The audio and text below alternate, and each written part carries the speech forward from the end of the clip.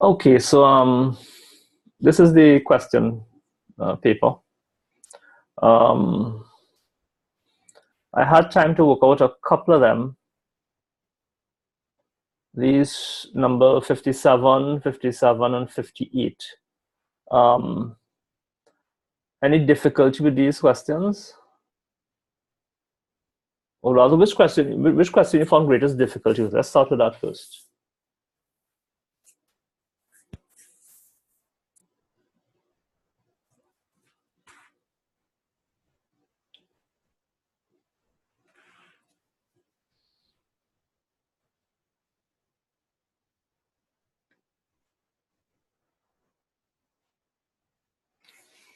Let me just send an invite via WhatsApp.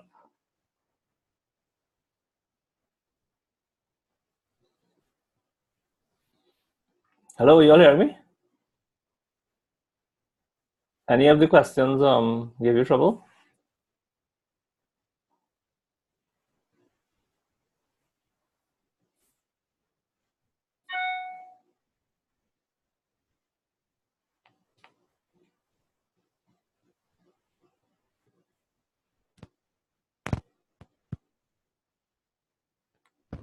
Number 74. Okay, I'll look at that first. Let me just send this invite through WhatsApp first. Right. One more person.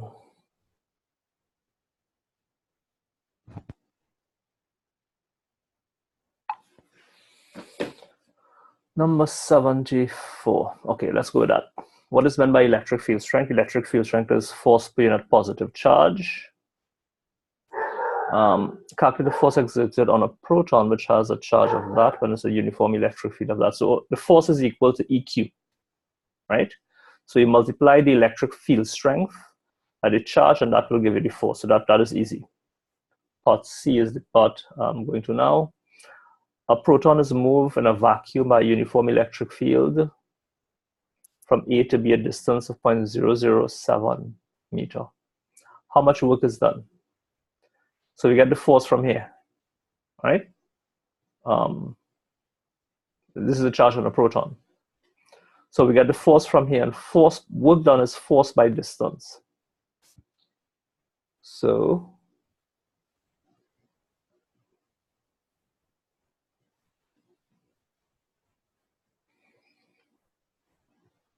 yeah, work done. First of all, force is equal to electric field strength by charge. And in this case, we have both of them. We have the electric field strength here and we have the charges. So just multiply them to get the force. And the next idea is work is equal to force multiplied by distance. So we get the force from the first part and we get the work from the second part. What is the gain in kinetic energy? Now, look at this. This is an electric field. If you're releasing a proton is going to be experiencing a downward force. Let's just see if I can copy this out of here, paste it into here.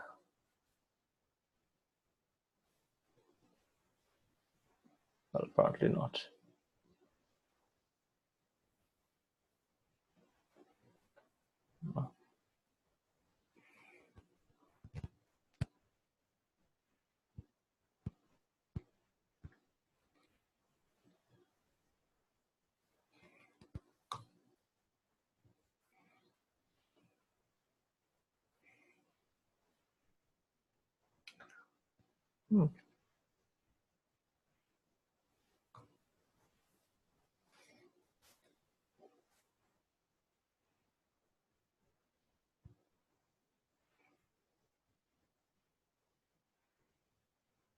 That's going to be a minute to manipulate this.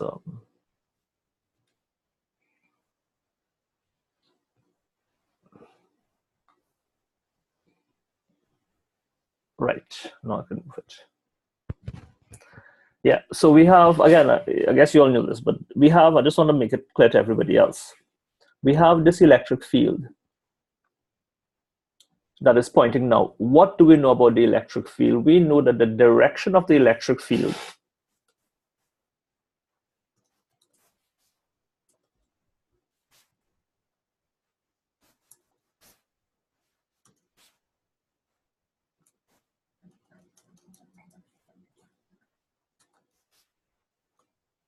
the direction of the electric field is the direction of the force on a positive charge. So if you have a proton being a positive charge here, this proton will be experiencing a downward force. It's just like taking a ball that you had on the roof and you're releasing the ball will accelerate down. So the gain in potential energy will actually be the loss, the gain in kinetic energy, sorry, will actually be the loss in the potential energy.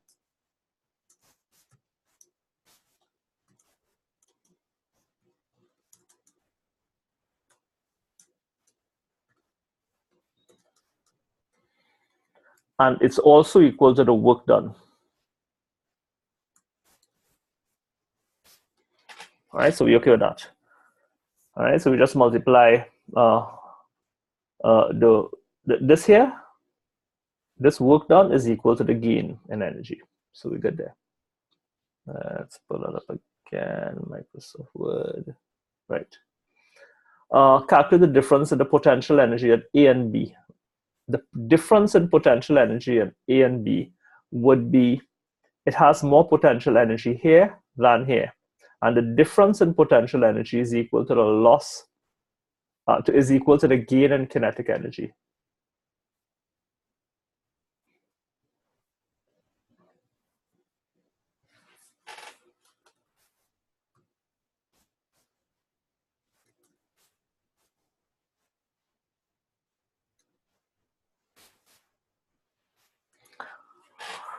The kinetic energy is equal to the loss in potential energy. So that same number will be the difference. All right. Here, the potential energy will be higher by F, X. All right. And where is it going to be higher? Clearly, A is going to be at a higher potential. Electric lines, of course, point from high to low. So that's part C. Part D is a bit of a trick question. So I'll have to kind of go in here a bit and take a shot.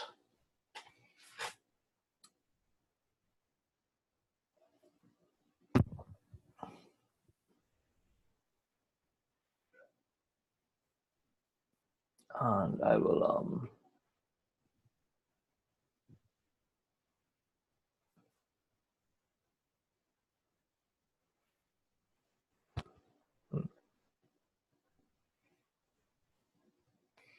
I'll just move this to the other screen.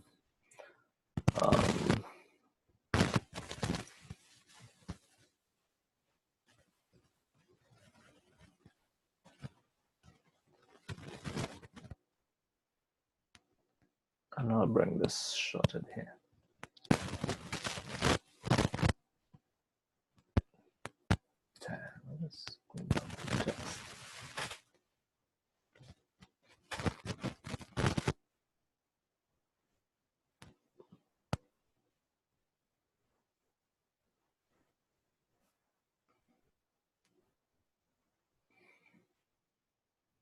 Okay, so let's look at the question. In the electron microscope, an electron lens has two cylinders which have potential 500 and negative 100 volts. An electron beam passes at high speed into the lens from left. A cross-section of the two cylinders shown in to scale, right? Full scale. So we're assuming this is full scale. Clearly in the paper will be shrunken down, but we'll just use whatever scale is given. All right, these lines are called equipotential lines. Everywhere along this line, here's like the best way to describe equipotential line is like contour lines in when you're dealing with topographical maps. So everywhere along this line, the potential is 0. Everywhere along this line, and that's the only place you know the potential exactly. You do not know the potential anywhere in the space. You just know the potential along at these points, right? So that's the first fact. Find the potential difference between X and Y. Now, X, the potential is 100. That's where X is. Y is here. And the y lies at a point on the equipotential that is at 0. So the potential difference between x and y is simply 100 volts. All right, so that's pretty simple. Find the loss in kinetic energy of an electron moving between x and y.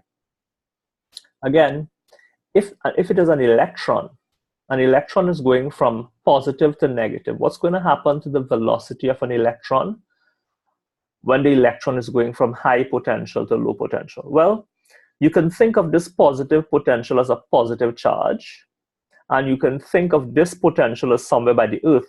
And if an electron was traveling along this path, the electron going from here to here, the net effect, now the electron will speed up from here to here.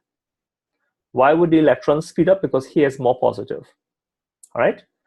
From here to here, the electron will speed up again because it's going from 200 to 300. This point is more positive than this because an electron is attracted to a positive charge.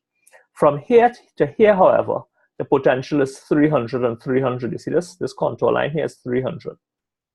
So the electron is going from 300 to 300. In fact, from here to here, there is no change in potential, and therefore there is no change in kinetic energy. From here to here, the electron is going from 300 to 200, so here it's more positive. The electron is going from a place that is more positive to less positive. The electron slows down.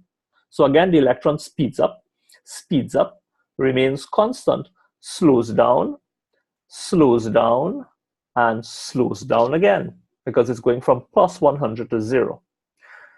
You don't have to worry about the intermediate stages. You know potential is a scalar quantity, so whatever the velocity is here, whatever it does, the difference in potential is what affects the net change in the electron's velocity. Because this difference in potential is from positive 100 to 0 here, forget about all these. From positive 100 to 0 here, the electron is going from a place where it is positive to a place where it's less positive. And therefore, the net effect of the electron moving is it slows down. The electron's kinetic energy would decrease. How much does the energy decrease by? Well, we know that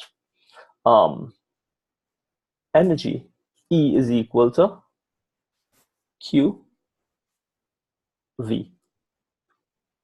Energy is equal to charge by V. This V is the potential difference.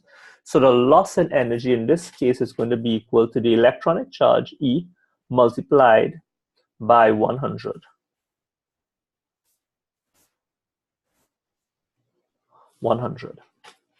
And this here, the electronic charge, of course, is 1.6 by 10 to the minus 19. This product here is really the loss in kinetic energy of the electron. So far, so good. Next part, part 3, again, is a tricky part. Find the approximate value of the field strength at Z.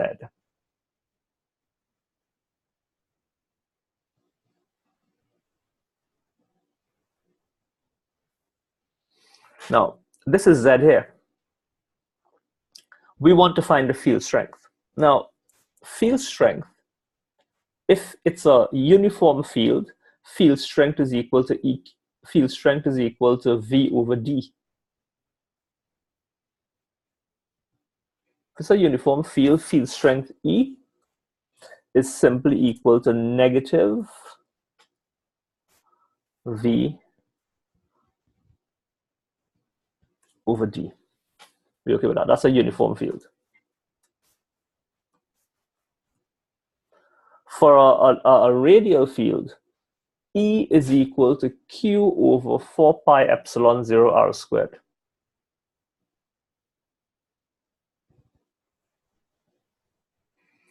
E is equal to, I'll just call it a constant, so it'll be easier for me to write. That's Q over 4 pi epsilon r squared. That's 9 by 10 to the 9 Q over r squared. Now, when we look at this, does it fall into either of these categories? Is this a uniform field? A uniform field is typified by field lines that are parallel and equidistant from each other. We don't have field lines here, so we're not sure if it's a uniform field, but what we know for sure, it's not radial. We know for sure that the field is not radial anywhere here. I would like to make an argument that it is in fact a uniform field, at least in that space where they are asking us to find. So it's not this for sure, right? In that space where they're asking us to find, if you look at that space, they want us to find the field strength at this point. But if you look carefully at the, just draw this here. If you look carefully at this distance here, just change the color of this. All right, it's already good. I'll put it a little bluish. Right. Let's look at the fields, this diagram I'm drawing here. This is,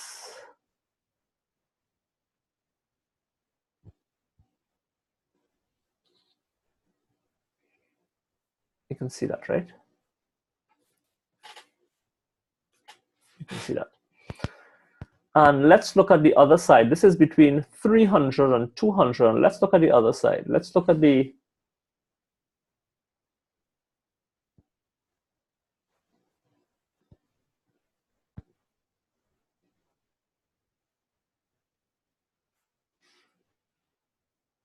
let's bring this up. And what we see here is a critical point. You notice this distance and that distance is the same. These distances are the same. And when the distance between the same voltages are the same, this field and this zone here is considered to be practically, I'll just put a box to fill.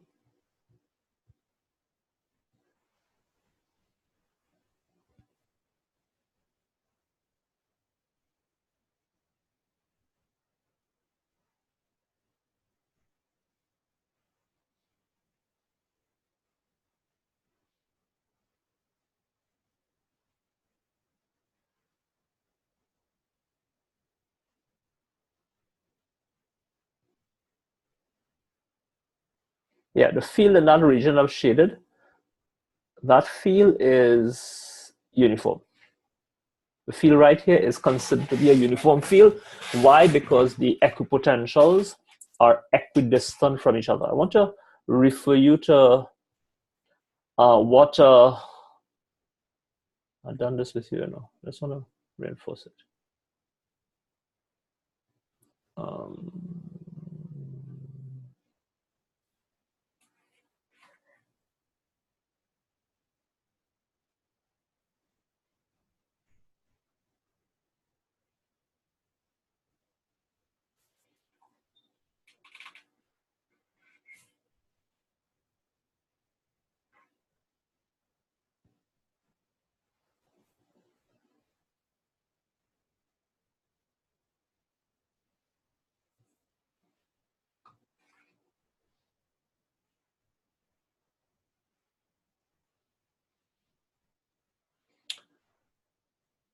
We did this thing with equipotential. All right. From here to here is a difference of 40 volts. And from here to here is a difference of 20 volts. And you see when a field is non-uniform, the separation between the equipotentials, I mean, although this is just 20, look how much further it is than 40. All right. Now, if you have parallel plates, however, I had analyzed, I had discussed with you, don't have it here. But if you have parallel plates, I'm not seeing it. I had said that if I have a plate here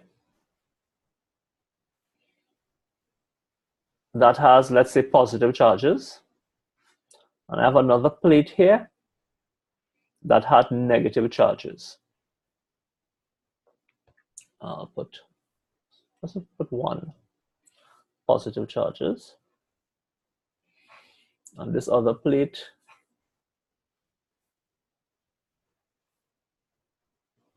negative charges. Now, if I ask you what is the voltage of this plate, you can give me a positive value. Let's call this positive 500. volts. And this one, the negative plates, let's assume that it had an equal amount of negative charges. This other plate is, let's say, negative 500 volts. We good so far? I'd ask the question, so where's 0 going to be? Here's positive 500, there's negative 500. Where in this diagram would the voltage be 0? And the answer was 0 would be smack in the middle here.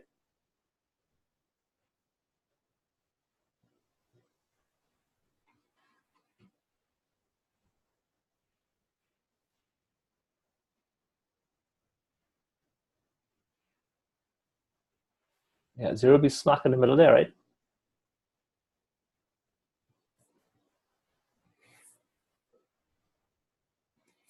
And where would, this is 0, that's 500. Where would 250 volts be? 250 volts would be exactly midway between, right? Oh, crap.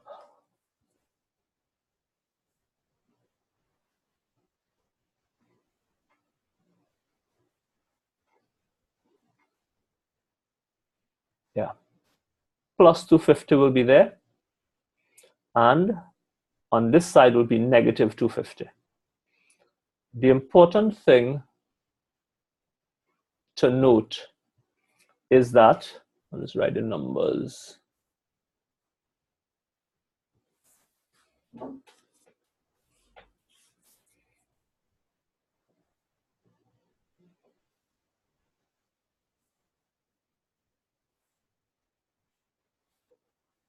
The important thing I'm trying to get across is once you have a uniform field, the distance between equal voltages is going to be the same. So from here to here is 250. From here to here is another 250. From here to here is another 250, and so on. The difference in voltage between them, equal distance, equal voltage. So right here, this field by that definition is a uniform field. And therefore, we simply need two things. We need this equation. We need V from, let's say, 300, which is this line here, to 100.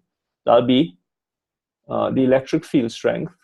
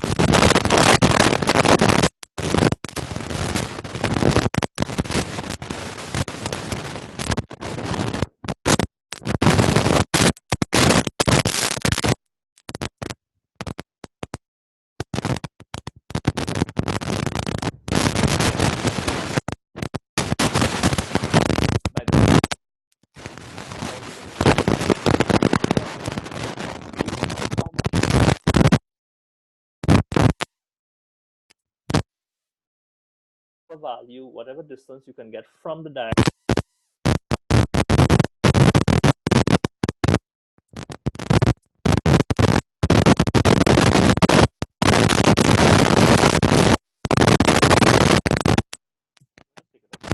Can you hear me now? Can you hear me now, right? Yeah? Everybody hear me? Good. Wonderful. All right, so that is the point. This field here is uniform. That's how you get it. You physically measure the distance from this equipotential line right here to this equipotential line right there, and you have 200 divided by that distance. Clearly, you must convert that distance to meter, because remember, the numerators and volt, the denominators and meters, volt per meter, right? So that is how we would get the electric field strength here, right here. Because you go a little bit before, a little bit after. In fact, you could get it here as well, or you can get it there, because remember, here's a uniform field. So whether you use this distance and 100, or this distance and the corresponding 100, you'll get the same answer. Because again, the field in this zone is a uniform field. Right, so we're good so far. Okay, everybody okay with that? Yeah.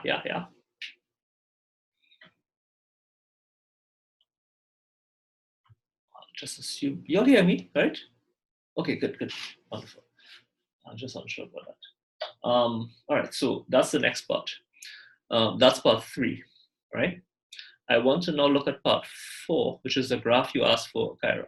Sketch the graph showing how the potential varies along the axis of the lens.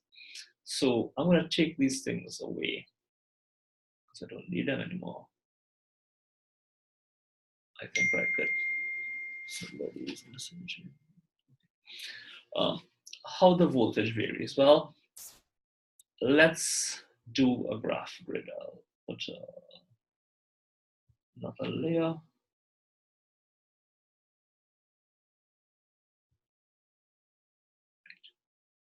And I will put a, let's say, a y-axis there.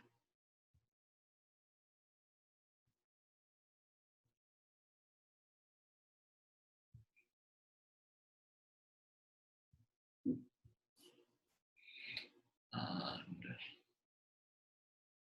let's put it right to the edge of the diagram. It could be anywhere, just, you know, it's a relative position. And I want to put x-axis, 0 of the x-axis along here. All right. I'm going to, we have increments of 100 coming along here.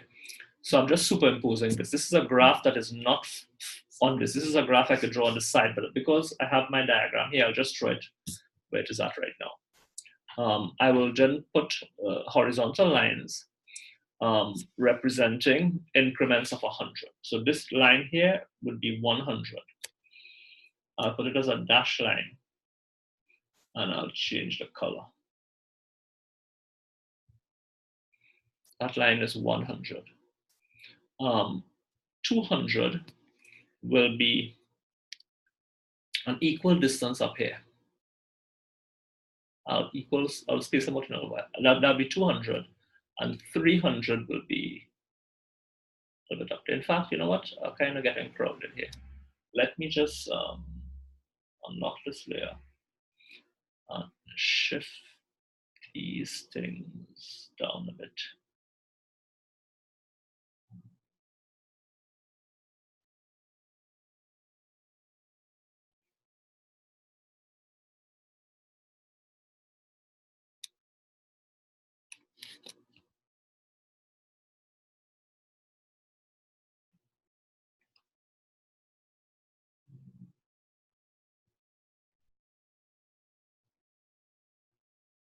Right. Now I can lock back and simply move this thing a little bit lower so it wouldn't be crowding us out there. Right. I'll just want to space them out equally. All right. So again, that's our graph grid that is representing the voltages here. Here I said would be 0. And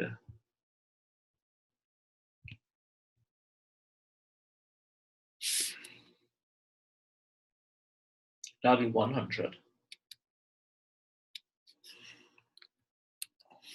Be 100, yeah.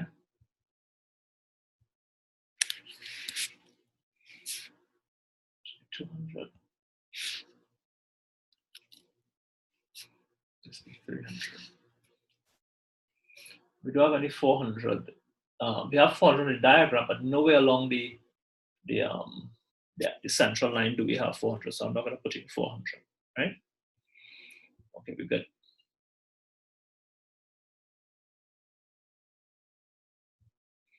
Now the x-axis again is distance.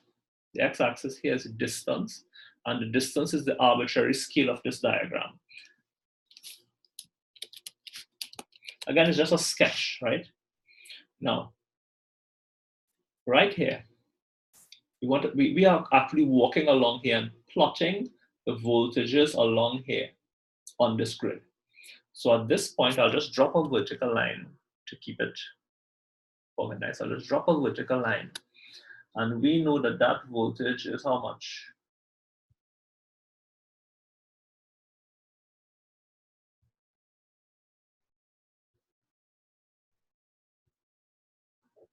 at voltage is 100, right?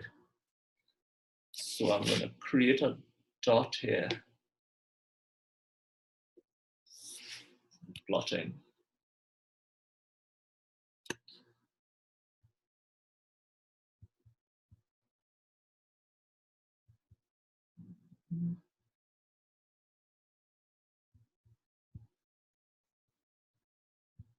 Right. Maybe a little bit bigger.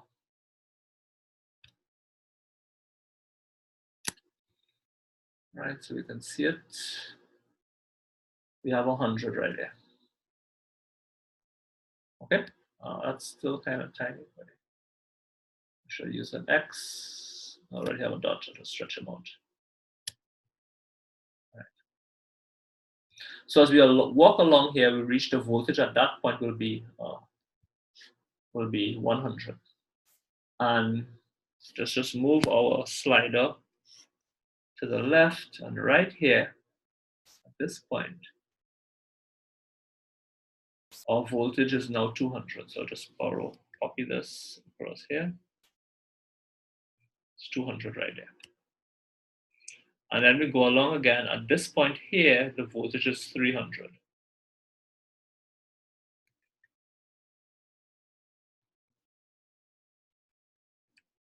Now the voltage is likely to go above here because clearly there's a 400, so it'll be somewhere higher here where the peak voltage might be. But it's a non-uniform field, so you can't be too predictive about that. But certainly we know, as I said, you can't tell about the voltage in between, but you could tell about the voltage at every contour line.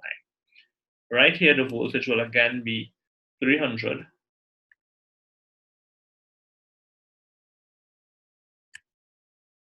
And then here it will be 200.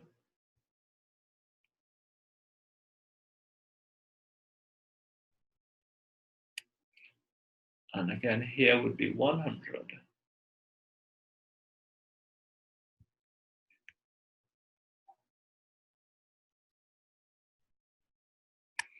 And on this side, you do have a 0, so we'll include it. The voltage here would be 0. That's pretty much how you get a graph. You simply then take your, you don't know where the 0 is, so I wouldn't start here. I will start with this. I'll give it,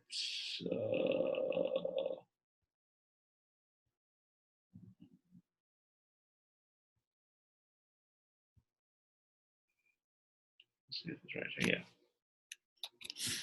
Okay, so you draw something smooth. I'm not going to be able to draw it smooth, but I'm just giving you an idea, right? So excuse me if I do madness. So it might go a little bit above here, right? Oops. Oh, it's not over. I'm not going to do it a second time. Just continue, right? Make it smooth. I'm not making it smooth, but you get the point. You get the point. That's how the voltage is going to, that's how the graph showing how the potential difference varies across the axis, all right? Because you have a graph of voltage against distance. Very good so far. Sketch on the same axis a graph showing how the speed of the electron varies. A little while ago, I discussed how the speed of the electron will vary. Clearly, the electron will speed up from here to here. It will speed up from here to here. It will travel at almost a constant speed from there to there. It will slow down. And if you realize what I'm saying, if you're looking at the graph, you'll realize that the graph of voltage against distance will look very similar to the graph of speed against distance, because from here to here, you see the voltage is increasing, the electron will speed up. From here to here, the voltage is increasing again, the electron will speed up again. So whether this axis is on arbitrary scales of electron speed or on voltage, this is the shape of both graphs. Am I making myself totally clear there? I hope that is like crystal clear. I don't think I could make it any clearer. Everybody good? Only hearing Kyra talking, you know, nobody else. Everybody quiet. All right. So we're good. So that question is a major question that like pulls together a whole range of really different concepts. All of the concepts I have discussed with you, all of the concepts, you know if you realize from what I'm pulling out, is just to put it together, or to think it through as the question is presented. So that's awesome. So that was one really, really good question to work. Thank you for bringing that forward, Kyra. Any other question here? I'm going to email a companion file to you, which will include solutions to, it will include the email, I'll email the solutions. Apart from this that will put in Dropbox, I'll email to you directly and put in Dropbox a solution to certainly this question here, 57, this other 57, and this 58 so far. This is how far I've got now. I was trying to get some work done ahead of getting in touch with you. I will try to write up a few more. Any of these other questions you want me to write up a solution to?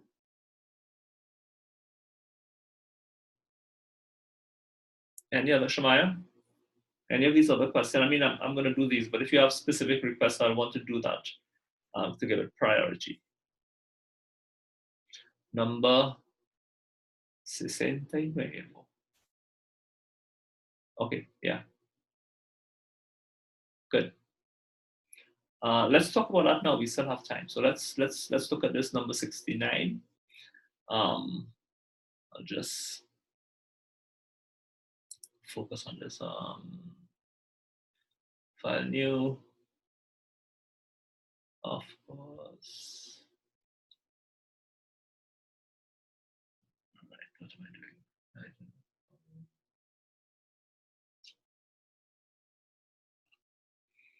Right. Copy. I can paste it in here. This is not working very well. There we go. It's very messed up. All right, we look at that. A Van de Graaff generator is a spherical dome of radius 0.2 meter. The insulation of air breaks down when the potential gradient near the surface of the dome reaches 3 by 10 to the 6 volt per meter. The dome sparks onto a nearby air at a rate of 1 spark every 2 seconds. Each spark completely discharges the dome. Okay, cool.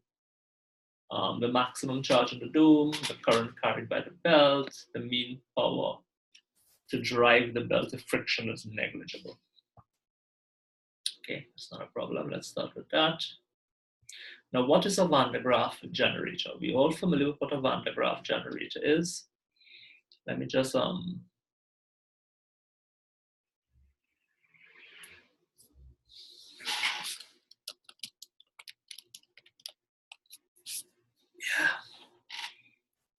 images.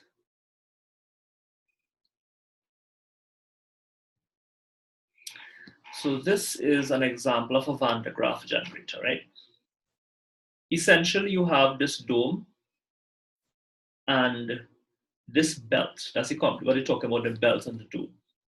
What happens is, due to friction and other factors, friction between the roller and the belt becomes charged up. All right, so the belt becomes charged up down here.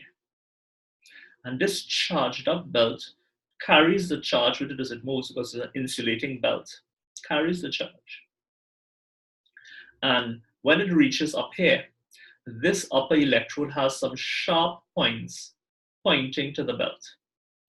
And because the belt is positively charged, it is able to deliver that charge to the dome. So the charge is transferred, the charge is uniformly spread on the belt. And when it reaches the upper electrode, the charge, you can think of the charge being peeled off and deposited on the dome. All right? This dome, based on the curvature, this dome will have charges building up and building up and building up. And when the voltage of the dome reaches that critical field strength, 1.3 by 10 to the 6, as the question says, when it reaches that, a discharge occurs, and all of that charge that was accumulating is then delivered to another place. It's going to the earth or whatever. But it gets wiped clean. And then, as this belt is moving continuously, more charges are deposited on the dome, gradually, like a tank being filled. And all of a sudden, you make a hole in the tank, and all of the water just rushes out in one go. So that is the process of how the Van de Graaff generator works. We have a belt that is delivering charges at a constant rate, and you have the dome that when it gets filled with charge, it loses all of the charge in one shot. Now, I need to know, do you understand that description? Forget about all these signs, but do you understand that simple idea of the charge being taken up and the charge being delivered? However it does that, we don't care right now, right? So that is how this Van de Graaff generator is working, right? So once you understand that, you have a visual of the generator, we can probably take, so you can borrow this from here. Ah, crap, no, I didn't want to do that. Okay, maybe yes. Maybe we can put it here.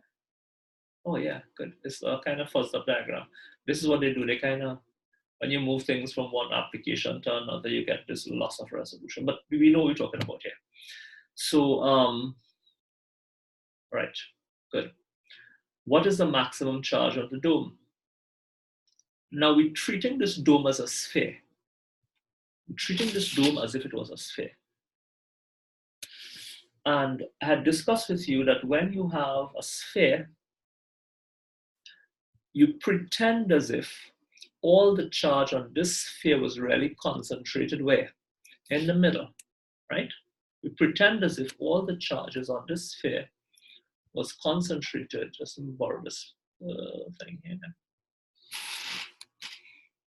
Bring it here.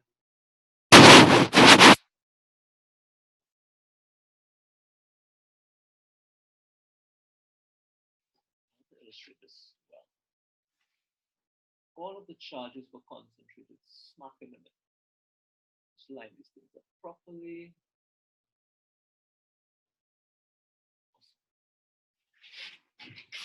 Now, this is the actual place that the charges are. I'm going to copy this, use it twice. I'm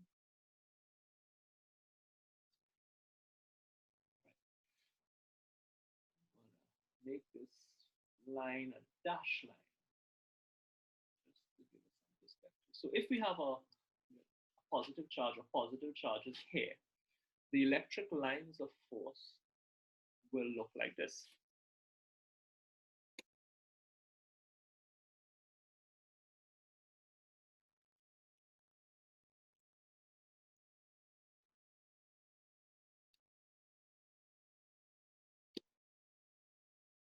I'll just draw them all in there.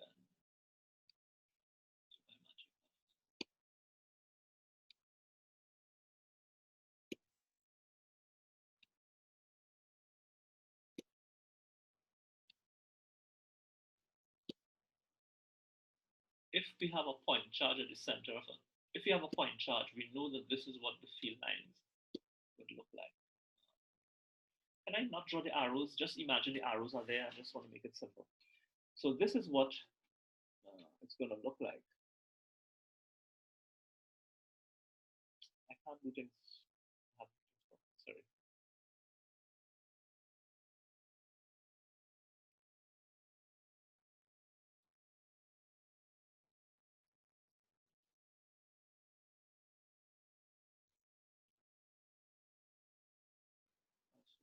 Clone the attributes off.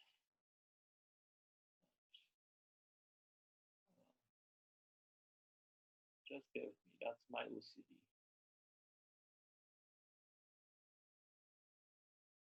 So we have all of our arrows. We're not going to imagine.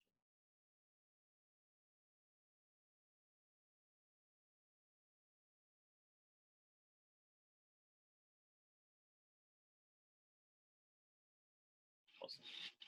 All right, so this is what the field would look like. The field strength, we said, depends on the separation.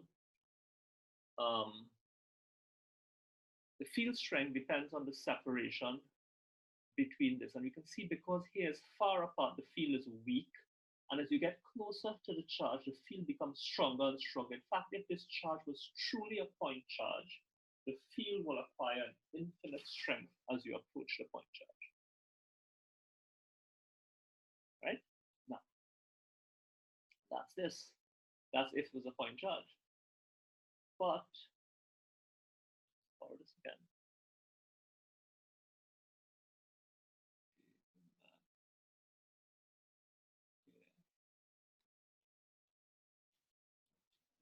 Oh.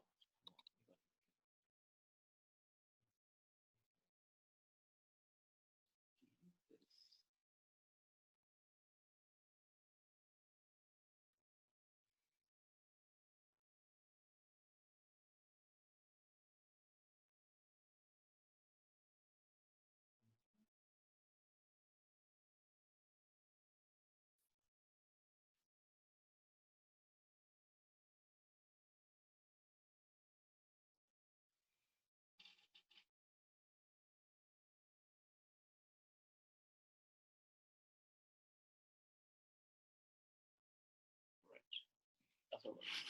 So this is the actual situation, right? As you go closer and closer to the point charge, the electric field strength gets stronger.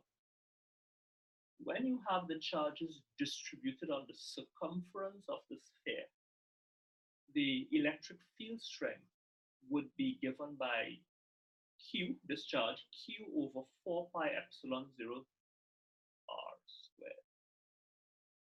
All right? And that will be that will be what we're talking about here. The electric field strength on the surface of the sphere is much weaker than it would be if there was a point charge. That's the point I'm trying to get across. So this is where you get the electric field strength. So the electric field strength on the surface of the sphere pretends as if there was a charge sitting here, and that charge was producing this field. But in reality, the charge is not here. The charge is spread about on the surface. But mathematically, it's this situation here. Now, again, what is the equation for that electric field strength? Again, E is equal to Q over 4 pi epsilon 0 r squared. Sorry, Shemaya, are you hearing me better now? Hello, Shemaya, you hear me better now? Probably the internet is losing its. No? Hello, Shemaya? You hear me? Except, yeah, you hear me now. Okay. I just need to sit a little closer to my mic, Shemaya. I'm having some technical issues. Let me just try it one more time. Yeah, I know. Because I was sitting far away. Let me just see if I can connect back to my headset. It was refusing to connect to the headset for a while. It's still refusing to connect. All right, it's probably my computer needs shutting down, and I'm not going to do that right now. I'll just sit close to the computer so you can hear me. I apologize. Thank you for that notification, man. All right. So again, E is equal to Q over 4 pi epsilon 0 r squared, right? I'll write it. Q over 4 pi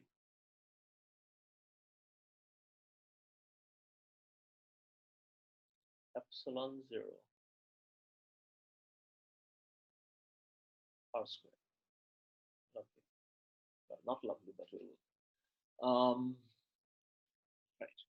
So what is the maximum charge on the dome? We know E. The question tells us what this E is going to be. We know the radius of the dome. We know R. So we know E, we know R, we know all of this drama here. So the only unknown in the equation is Q. So we can find the charge that will be put on the sphere that would be the maximum. Just, this is the limiting value, right? So everybody okay with that? The current carried by the bell, they're telling us that every 2 seconds it sparks.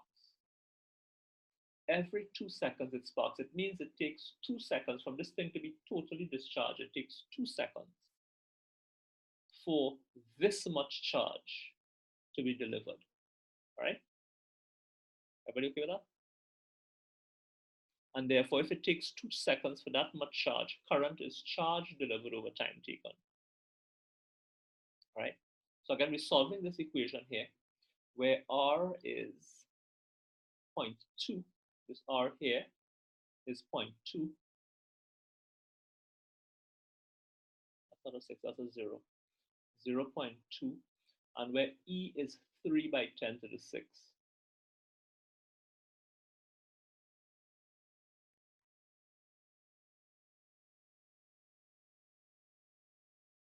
Right?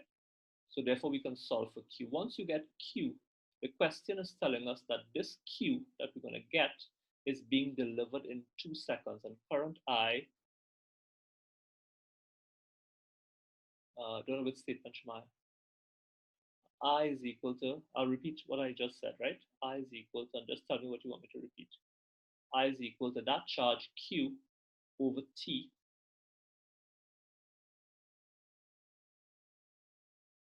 And we know that this T is now 2 seconds. Right. Shemaya, what I was saying is, are we okay? We can find the charge on the surface of this sphere. We can find Q. We can find Q. Everybody okay? We can find Q. Let's start with that. Shemaya, you okay with that? I can find Q using this equation. Let's go from there. Hearing me, Shemaya?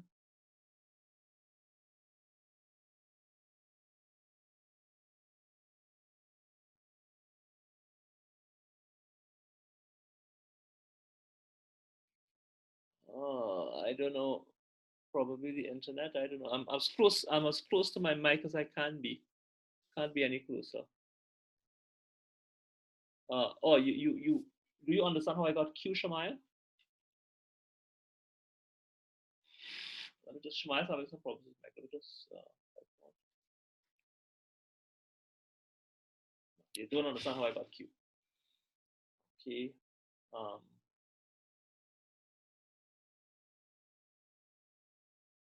So I can explain that.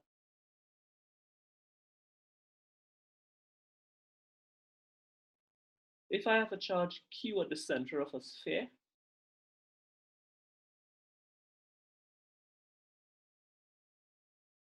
if I have a charge Q at the center of a sphere, that charge sets up an electric field. The question that they're asking us is, what is the field strength? Sorry, not they're asking us, they're giving us the field strength. They're giving us the field strength out here, Shemaya. And they're asking us what charge is here. That's basically what they're asking us. They're giving us the field strength out here. They're telling us the maximum field strength is 3 by 10 to the 6. And they're asking us what charge that we have to place here to make that 3 by 10 to the 6. In reality, the charge that they're talking about is in fact being placed on the surface of this sphere, but it's the same thing. When you place charges on the surface of the sphere, those charges spread out evenly and pretends as if they were sitting in the middle. So really working this question here, we're trying to find this charge Q, given that they're telling us what the electric field strength is out here. So this is the equation we're operating with for a point charge.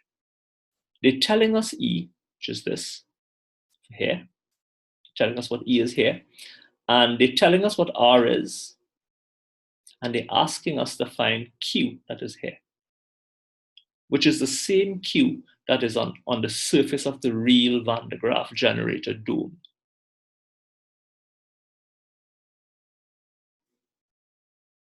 Shemaya, you okay with that?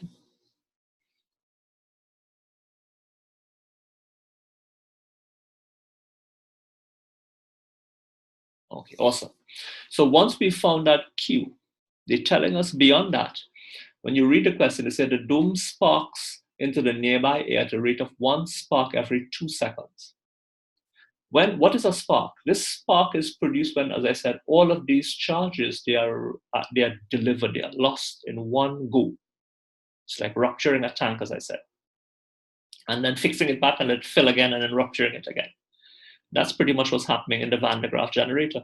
But it's taking 2 seconds between discharges. It means that this much charge is being delivered to the dome in 2 seconds. And therefore, once we know the charge being delivered, same Q, and we know the time taken was 2 seconds, we can work out what they're asking us for, the current carried by the belt. Because this belt, as I said earlier, is moving, it's carrying charges at a constant rate. that constant, the rate of flow of charge is the electric current. So we get Q. Part C, the mean power to drive the belt if friction is negligible. Now this discharge represents a loss in energy. All right? The discharge represents a loss in energy. We have to figure out how much energy does this, what's the work done in charging up the dome?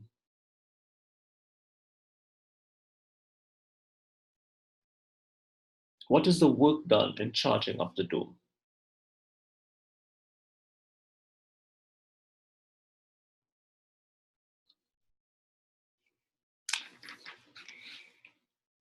The answer to that doesn't occur to me immediately for once. What is the work done in charging up the dome?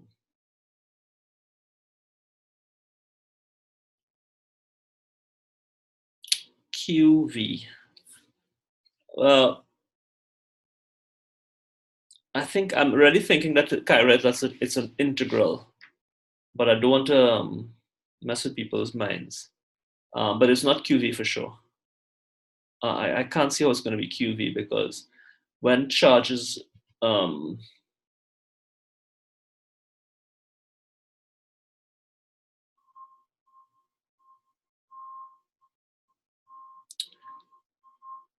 I would say is a half CV squared, where the dome is treated as a capacitor, and that would be the energy. That's actually the answer, half CV squared. An isolated sphere has a capacitance. The capacitance of an isolated sphere is 4 pi epsilon 0 R. All right. So I want you to try that find the capacitance of the sphere and find the voltage of the sphere and the energy that is being, the energy is a half CV squared, and that energy is being delivered in 2 seconds. And there from there, you're going to get the power. All right. Okay. Time is running out. We have a minute again. So I'm just giving you a pointer. That's why I'm giving you a pointer to work this. So the rest of that question there's another part to that question, I'm certain. Let me just kind of give you a pointer for the next part of that question. Number 69, yeah.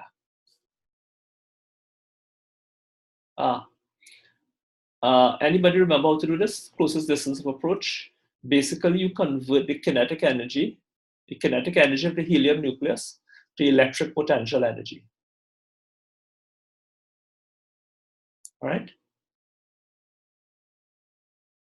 The hint is convert the kinetic energy of the helium to electric potential energy. Electric potential energy, it will be QV. All right? And that V will allow you to get the distance from the gold nucleus. All right? That's the hint. And I will write this up. I'll write up the last part here and the remainder of this question to be included in the email that I'll send to everyone. Is there any other question that you find troublesome that you want more detail on? Tell me now. So I will include that in the first email. Tonight that email is going to come out because I've already started the process. Any other question on this worksheet that you want me to? I'll look at them, of course, but if there's any other specific question, I'll focus on that.